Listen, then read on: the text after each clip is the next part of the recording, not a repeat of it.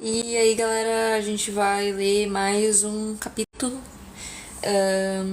de Percy Jackson. Tem que enviar o link aqui, assim que a coisa me deixar. Enviar o link. Daí eu posso enviar o link. Daí me deixa enviar o link, daí eu posso enviar o link. Enfim, a gente vai ler o capítulo 7 de O Ladrão de Raios. De Percy Jackson.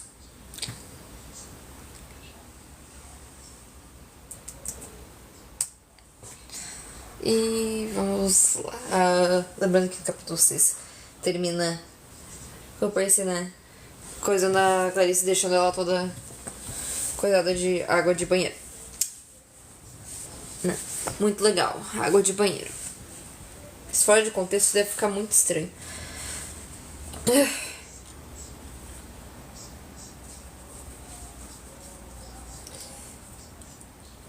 Então, capítulo 7, meu jantar se esvai em fumaça.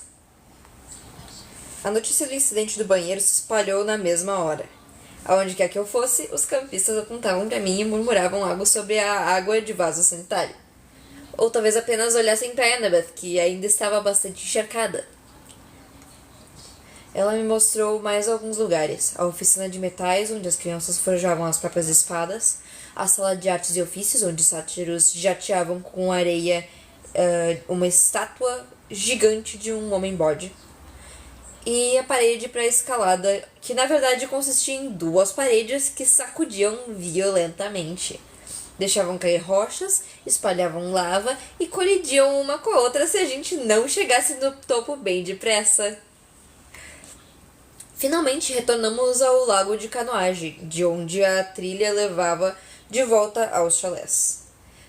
Tenho treinamento, disse Annabeth secamente. O jantar é às 7h30. Você só tem que seguir o local do chalé até o refeitório. Annabeth, desculpe pelos sanitários. Não importa. Não, foi minha culpa. Não. Não foi minha culpa. Não tem vírgula ali. Não foi minha culpa. Ela me olhou com ar cético e me dei conta de que tinha sido minha culpa. Eu havia feito a água jorrar do banheiro. Não entendia como, mas os vasos tinham respondido a mim. Era como se eu fosse um dos canos. Você precisa falar com o oráculo, disse Annabeth. Quem? Não quem, o que? O oráculo. Vou pedir a Kiron. Não olhei pro lago. Opa. Gente, eu tô... Minha visão tá ruim.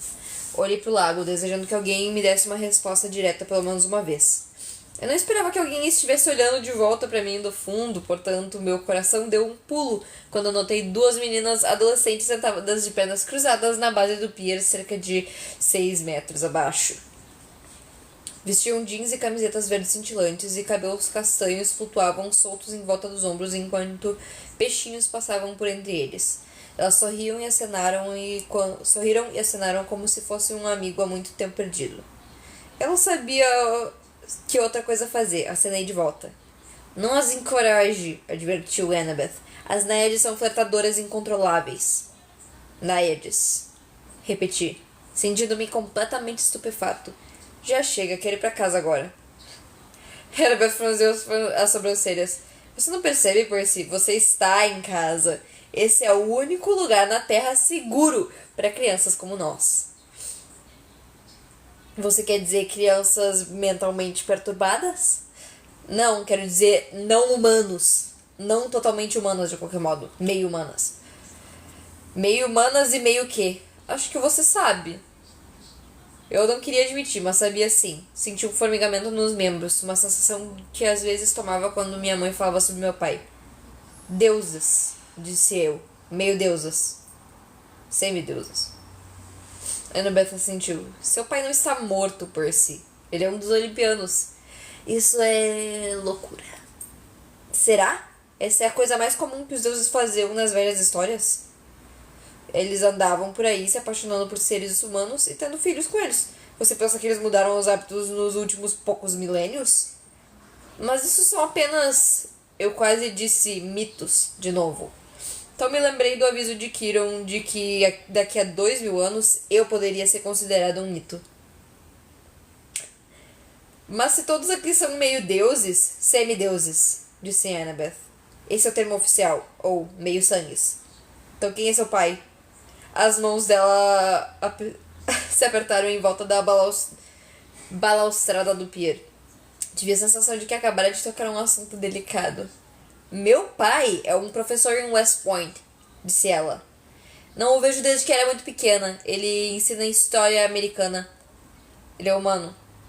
O quê? Você tá pensando que tem de ser um deus homem encontrando uma mulher humana atraente e não o contrário? Sabe que isso é machismo? Então quem é sua mãe? Chalé 6. O que isso significa? Annabeth endireitou o corpo. Atena, deusa da sabedoria e da guerra.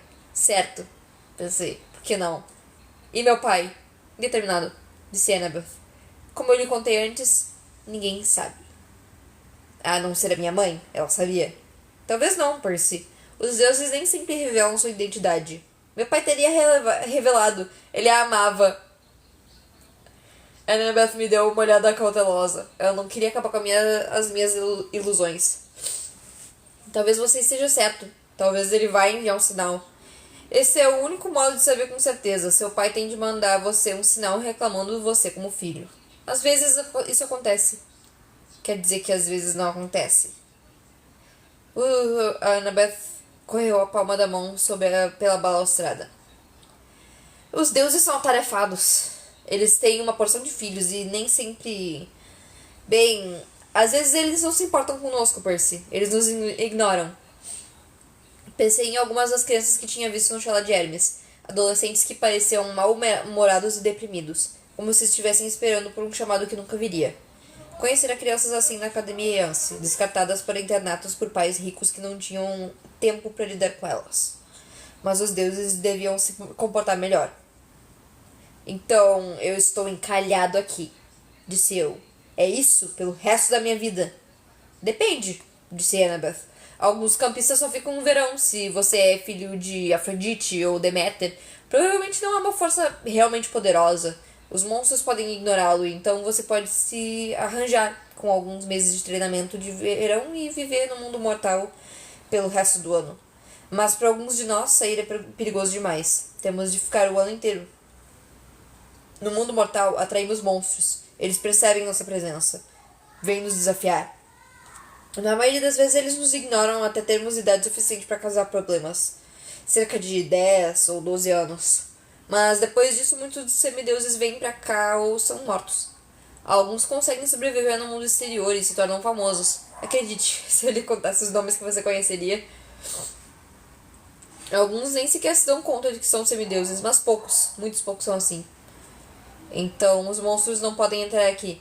Annabeth sacudiu a cabeça. Não, a não ser que sejam intencionalmente mantidos nos bosques ou convocados por alguém de dentro. Por que alguém ia querer convocar um monstro? Pra prática de lutas? Pra pregar peças? Pegar peças. A questão é que as fronteiras são fechadas para manter os mortais e os monstros de fora. Do lado de fora, os mortais olham pro vale e não veem nada de inusitado, apenas plantações de morango. Então, você é uma campista de ano inteiro. Annabeth assentiu. Dentro da gola da camisa, ela puxou um colar de couro com 5 contas de argila de cores diferentes. Era exatamente como o de Luke, só que o de Annabeth também tinha um grande anel de ouro enfiado como um anel de faculdade. Eu estou aqui desde os 7 anos, disse ela. Todo mês de agosto, no último dia da sessão de verão, a gente ganha uma conta por sobreviver mais um ano. Estou aqui há mais tempo que a maioria dos conselheiros e eles estão todos na faculdade. Por que veio tão jovem? Ela girou o anel no colar. Não é da sua conta. Ah! Fiquei ali por um minuto em silêncio constrangedor. Então, eu poderia simplesmente sair andando daqui agora mesmo, se eu quisesse. Seria suicídio, mas você poderia, com a permissão do Sr. Deo de Kiron. Mas eles não dariam permissão até o final da sessão de verão, a não ser... A não ser o quê? Que lhe seja concedida uma missão, mas isso dificilmente acontece. Na última vez, a voz dela foi sumindo. Pude perceber que seu tom de voz, pelo seu tom de voz, que a última vez não tinha ido muito bem. Antes, quando estava doente no quarto, disse eu, Quando você me dava de comer aquela coisa ambrosia? É. Você me perguntou algo sobre o solstício de verão. Os ombros de Annabeth se contraíram. Então você sabe alguma coisa? Não. Na minha antiga escola, ouvi por acaso Grover e Kirion conversando sobre isso. Grover mencionou o solstício de verão. Ele disse algo como não termos muito tempo por causa do prazo final. O que quer? O que isso queria dizer? Ela apertou os punhos. Eu gostaria de saber. Kirion e os sátiros eles sabem, mas não contam pra mim. Algo está errado no Olimpo, algo muito importante. Na última vez em que estive lá, tudo parecia tão normal. Você esteve no Olimpo? Alguns de nós, campistas de ano inteiro, Luke, Clarice, eu e poucos outros, fizemos uma excursão durante o solstício de inverno. E quando os deuses fazem a sua grande assembleia anual. Mas, como chegou lá? Pela ferrovia de Long Island, é claro. Você desce na estação Penn, Empire State, 600º andar. Ela me olhou como quem tinha certeza de que já sabia disso. Você é nova-iorquino, né? Ah, com certeza. Até onde eu sabia, havia apenas 102 andares em Empire State, mas decidi não comentar nisso. Logo depois da visita, continuou Annabeth, o tempo ficou esquisito, como se os deuses tivessem começado a brigar. Uma ou duas vezes desde então ouvi sátiros conversando. O máximo que posso deduzir é que algo importante foi roubado. E se não for devolvido até o solstício de verão, vai haver problemas. Quando você veio, eu estava pensando. Quer dizer, Athena pode se entender com qualquer um, a não ser Ares. É claro, ela tem uma rivalidade com Poseidon, mas quer dizer, fora isso, eu pensei que poderíamos trabalhar juntos. Pensei que você pudesse saber alguma coisa. Sacudi a cabeça. Gostaria de poder ajudá-la, mas estava com fome, cansada e mentalmente sobrecarregada demais para fazer mais perguntas. Preciso conseguir uma missão, murmurou Annabeth consigo mesmo. Eu não sou jovem demais. Se eles ao menos me contassem qual o problema... Senti o cheiro de churrasco vindo de algum lugar perto. Annabeth deve ter ouvido o meu estômago roncar. Disse-me para ir em frente, que me alcançaria depois. Eu a deixei no pier, correndo o dedo pela balaustrada como se estivesse desenhando um plano de batalha. De volta ao chalé 11, todo mundo estava falando e se divertindo, esperando o jantar. Pela primeira vez notei que muitos campistas tinham feições parecidas, narizes pontudos, sobrancelhas arqueadas, sorrisos maliciosos. Era o tipo de criança que os professores classificariam como encrenqueiros. Felizmente, ninguém prestou muita atenção em mim quando eu fui até meu lugar no chão e me deixei cair com o chifre de minotauro. O conselheiro, Luke, se aproximou. Ele também tinha a aparência familiar de Hermes. Estava desfigurada pela cicatriz na face direita, mas o sorriso estava intacto. Arranjei o saco de dormir para você, disse ele. E aqui furtei para você alguns artigos de toalete da loja do acampamento. Não deu para saber se ele estava brincando quanto àquela parte de furtar. Eu disse, obrigado. Sem problemas. Luke sentou-se do meu lado, descansando as costas contra a parede. Primeiro dia difícil? Meu lugar não é aqui, disse eu. Nem mesmo acredito em deuses. Disse ele. Foi assim que todos nós começamos. E depois você começa a acreditar neles, não fica nem um pouco mais fácil. A amargura em sua voz me surpreendeu, porque Luke parecia o tipo de cara despreocupado. Parecia capaz de lidar com qualquer coisa. Então seu pai é Hermes? Perguntei. Ele puxou um canivete de mola do bolso de trás. E por um segundo pensei que fosse me destripar. Mas ele apenas raspou o barro da sola da sandália. Tá de sandália. Que feio. Hermes. O mensageiro com as asas dos pés. É ele. Mensageiros, medicina, viajantes, mercadores, ladrões. Qualquer um que use as estradas. É por isso que você está aqui, desfrutando a hospitalidade do Chalé 11. Hermes não é exigente com relação a quem apadrinha. Entendi que Luke não queria me chamar de João ninguém. Apenas tinha muita coisa na cabeça. Você já encontrou seu pai? Perguntei. Uma vez. Eu esperei, pensando que se ele quisesse me contar, contaria. Aparentemente não. Imaginei se a história tinha alguma coisa a ver com como ele conseguiria aquela cicatriz. O Luke ergueu os olhos e conseguiu sorrir. Não se preocupe com isso, Percy. A maioria dos campistas aqui é boa gente. Afinal, somos uma grande família, certo? Cuidamos uns dos outros.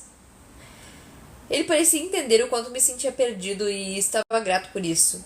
Porque um cara mais velho como ele, mesmo sendo um conselheiro, devia estar evitando um secundarista chato como eu. Mas o que me dera boas-vindas ao chalé, até mesmo furtar alguns artigos de toalete, o que era a coisa mais simpática que alguém fizera por mim o dia inteiro. Decidi fazer a minha última grande pergunta, aquela que vinha me incomodando a tarde inteira. Clarice, de Ares, debochou sobre eu ser um dos 3 grandes. Depois, Annabeth, ela falou 2 vezes que eu poderia ser o cara. Disse que eu devo falar com o oráculo. O que isso quer dizer? Luke fechou o canivete. Odeio profecias. O que quer dizer? Seu rosto deu uma estremecida em volta da cicatriz. Digamos apenas que eu compliquei algumas coisas para todos os outros. Nos últimos 2 anos, desde quando me dei mal em minha viagem ao Jardim das Hespérides, Kiron não autorizou mais nenhuma missão.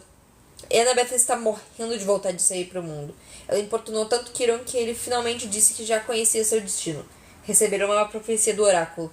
Não quis contar tudo a ela, mas disse que Annabeth ainda não estava destinada a sair numa missão. Tinha de esperar até alguém vir para o acampamento. Alguém especial.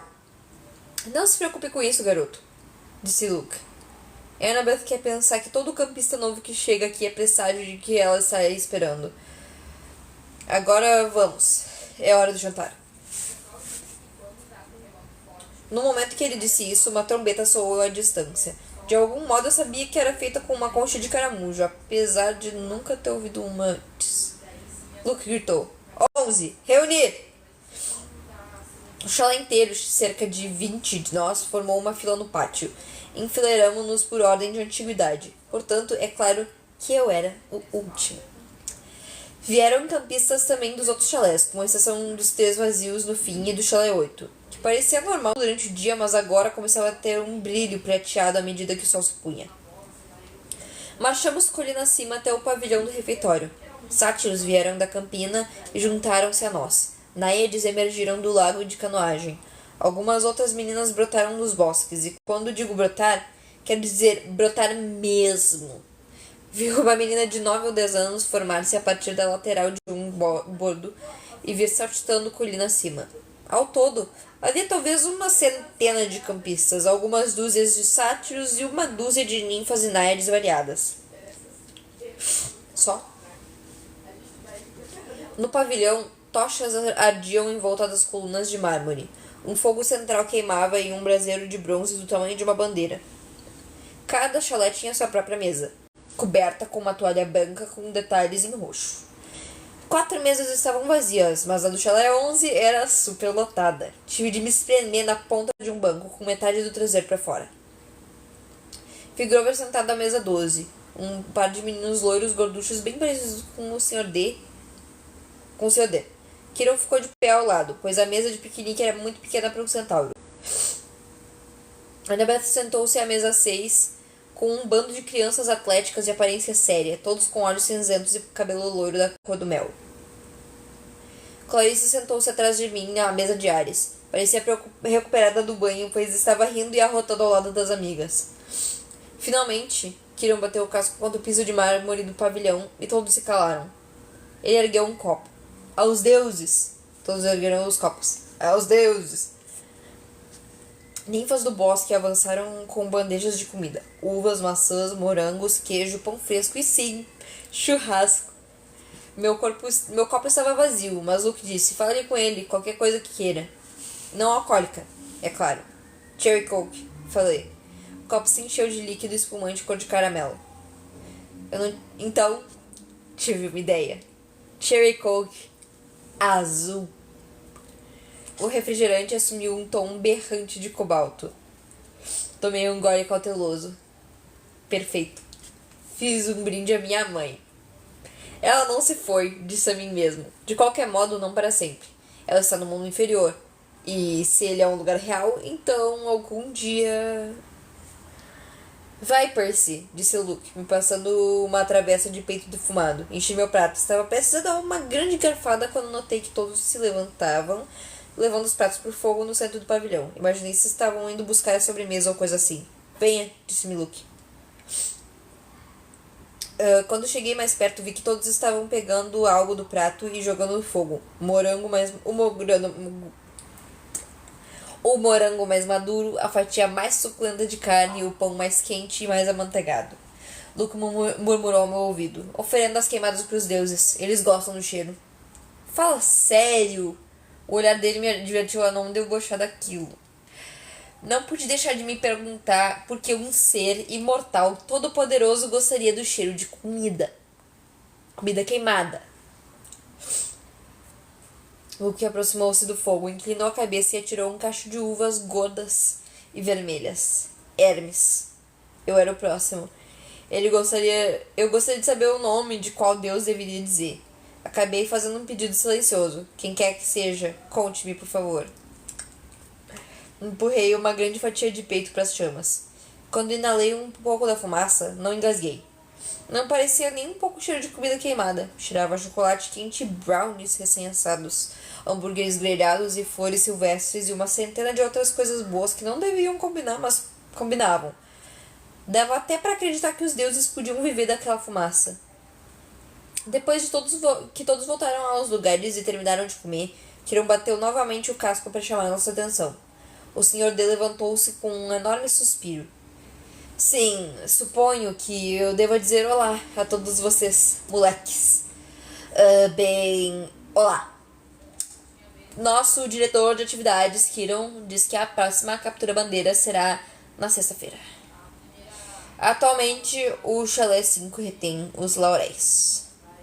O monte de aplausos disforme se ergueu da mesa de Ares.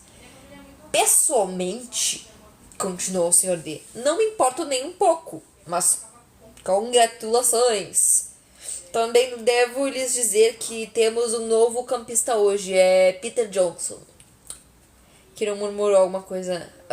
Percy Jackson, corrigiu o Sr. D.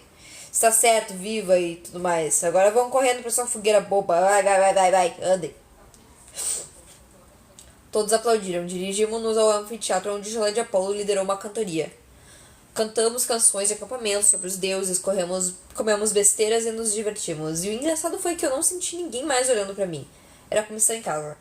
Mas à noite, quando as fagulhas da fogueira se enroscavam em um céu estrelando, a trombeta de caramujo soou de novo, e todos nós formamos filas para desmoronarem meu saco de dormir emprestado. Filas para voltar aos nossos chalés. Não me dei conta de como estava exausto até desmoronar em meu saco de dormir emprestado. Agora sim. Meus dedos se fecharam em volta do chifre de Minotauro. Pensei em minha mãe, mas tive bons pensamentos. O sorriso dela, as histórias que lia para mim antes de dormir quando eu era pequeno, o jeito que me dizia para não deixar os percevejos me morderem. Quando fechei os olhos, adormeci instantaneamente. Assim foi meu primeiro dia no acampamento meio-sangue. Queria ter sabido antes que em tão pouco tempo passaria a gostar de meu novo lar. Eba! Terminamos o capítulo 7.